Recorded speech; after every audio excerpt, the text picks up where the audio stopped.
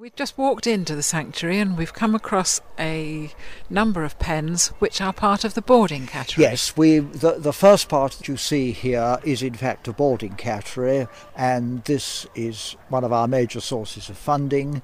We board cats for people while they're on holiday, and I'm glad to say that a great many of the cats in our boarding cattery are usually our own sanctuary cats which have been rehomed and which have come back for their holidays. Let's move on a little bit then. Now, the first building we see on our left here is what we call the kittery. This was built in 2003 as a mothers and kittens unit. It's got 6 separate pens which all accommodate either mothers who are about to give birth or mothers who just have given birth or young kittens. Do you get many very small kittens on their own? We have found kittens abandoned, quite young kittens, or kittens which should still be with their mothers.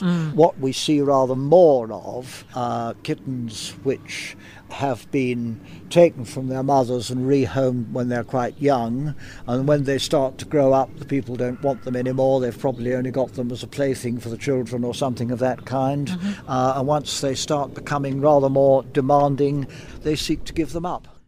Now, the next building we come to is our kitchen. We are feeding usually about 150 sanctuary cats here, but we've always got 80 or more permanent residents here, which are cats which, by reason of their temperament, are likely not to find new homes and will remain with us for all time. We never put any cat to sleep unless our vet advises that it has no reasonable quality of life left. This is the main sanctuary here. We have 23 individual pens in the main sanctuary here. We have our veterinary surgeons. They come up every week to check through all the new cats and see whether they've got any problems, see whether they've got bad teeth, obviously whether they need neutering or spaying. A lot of the attractive and we would say instantly rehomable cats get taken up very quickly from these individual pens. We take cats of any age. An old boy coming to see you here now, he's called Sandy. At some stage he's lost his tail, but he's a lovely looking old ginger boy, as you see. We think he's 16 or 17 years old, but we are hoping that he may still find a new home before long. We've got a big house room here, and there's rows of beds all along and scratching posts and individual baskets, and in here there are always 30 or 40 cats at least. Certainly most of the cats spend the time relaxing, which for cats, as you know, is about 23 hours out of 24.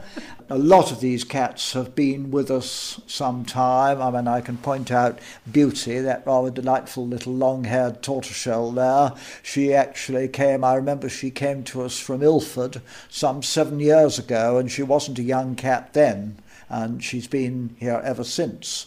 Although if she needs anything doing to her, for example, if her long coat starts to get a bit matted, we would probably have to catch her with a net.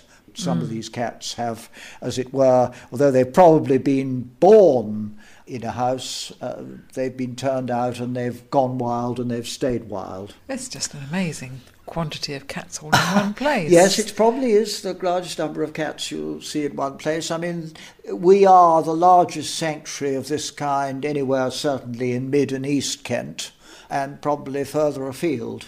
You're a lover of cats, sounds like. I'm a lover of cats, yes, but I also see the work we do here as being orientated to people as well, because we English people are very fond of animals, and people get in difficult situations and their pet animals suffer as well. Yes, and we're glad to be able to offer them help when they can't look after their own animals, either because they've become ill, they've had to go into sheltered accommodation or a flat where they're not allowed to have an animal, or homes and families have broken up, that there is a refuge where the pets can be taken and people don't have to feel that they would lose their pet due to it having to be put to sleep because there was nobody to look after it. Oh, that's very pretty. She's been here, lovely little silver tabby. She's been here nearly 10 years. She came here after she managed to close Waitrose at Ramsgate for most of the day, because she had her kittens in the store and she was so fierce, everyone was so frightened of her, that they actually closed down the store while they got hold of her. What a and she was story. brought to us here, and she's lived with us ever since. She is very, very pretty. They are a bit nervous, the ones out here, aren't they? Yes, because, well, they can see strange people. Yes. Are we that strange? Well, they're strange to them, yes. Yes, of course. This is what we call the feral sanctuary. This is an area, there are some 40 or so cats in here, and these are cats which will never find homes because they are really, they would not react kindly to being constrained in a house. And if one tried to, probably the first thing they would do would to run away. But this is a similar area where the feral cats are, and they all spend the rest of their lives here. A lot of them are cats that have come down from London and have been allowed to go wild on the London streets. See a very strange looking cat there. We've called her Malteser. We think that extraordinary mottled appearance to her coat is probably at some stage she's been very badly scorched. That's what we think has happened. But apart from that strange phenomenon, it appears quite well. Step aside. Let Claire and Adam go in with the food tray. You've got some large bowls of food going in there.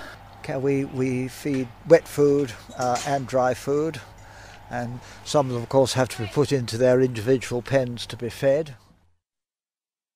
Okay, now we have come to where? This is the separate sanctuary for cats which test positive for the feline AIDS virus. It's a rather sad fact that cats are the only mammal, apart from human beings, to suffer from an immunodeficiency virus of this kind. Cats which are affected by the virus, although they may show no obvious signs, their immune system is deficient, and that means that some of them may not have as long and healthy lives as cats who are not so affected. Although I hasten to say that a great many cats affected with the feline immunodeficiency virus do in fact live just as long and happy lives as cats without. It makes them in general less homeable because people obviously are concerned about future health problems, and of course they are a threat to other cats because the virus can be spread by contact, but the contact has to be through blood, i.e. through fighting, or by mating, or possibly, although the jury's still out on this, by the sharing of communal food bowls. Although there are some schools of thought that say it does have to be a blood mingling to spread the virus. But there are 7 cats in here at the moment. They are all cats we've taken in and which have been tested positive. A few years ago they would sadly have all had to be put to sleep because we would not have been able to keep them in the main sanctuary. And 3 years ago we decided, having got this field across the road here, that we would try to start a specific sanctuary for cats affected with that virus. And we think at that time it was probably the first one of its kind. How do you manage to rehome animals with the virus?